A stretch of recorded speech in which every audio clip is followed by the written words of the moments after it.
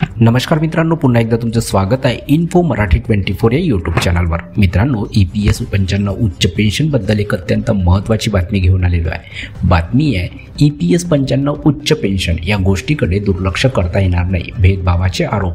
मित्रांनो, नेमकं काय आहे या बातमीमध्ये आपण नक्की बघूया, पण त्याआधी जर तुम्ही आपल्या चॅनलवर नवीन असाल तर चॅनलला सबस्क्राइब करून बाजूला दिलेल्या बेल आयकॉनला नक्की क्लिक करा।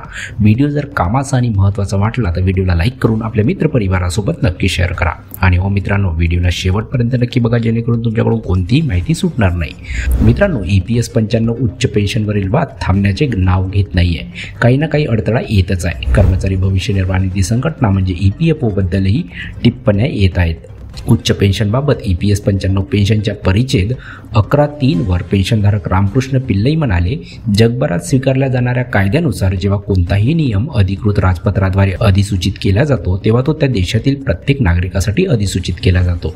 या प्रकरणात अधिकृत सूचना क्रमांक पहा 134 DT 28 फेब्रुवारी 1996 हा दिनांक 16/3/1996 पासून EPSचा भाग बनला। त्या तारखेपासून EPSचा भाग म्हणून त्याची नियुक्ती करण्यात आली।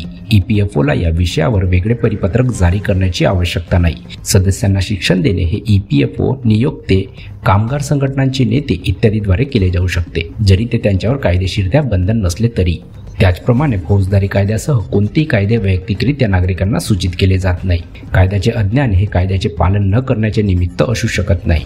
EPFOच्या वृत्तीवरून मला असं वाटते की सुरुवातीलाच परिच्छेद 11(3) बद्दल समाधानी नव्हते, जो नंतर सरकारने अधिसूचनेद्वारे समाविष्ट केला होता, ज्यामुळे त्यांनी त्यांच्या अंमलबजावणीत अडथळे निर्माण केले, असे ते म्हणाले।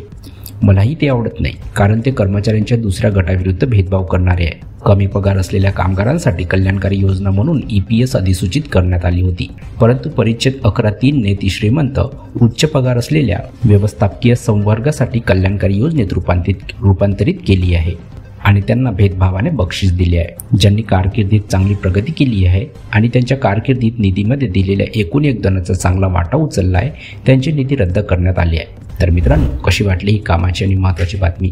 जर बातमी कामाची आणि महत्त्वाची वाटली असेल तर व्हिडिओला लाईक करून आपल्या मित्रपरिवारासोबत नक्की शेअर करा। तसेच जर तुम्ही आपल्या चॅनलवर नवीन असाल तर चॅनलला सबस्क्राइब करून बाजूला दिलेल्या बेल आयकॉनला नक्की क्लिक करा। व्हिडिओ बघितल्याबद्दल खूप खूप धन्यवाद।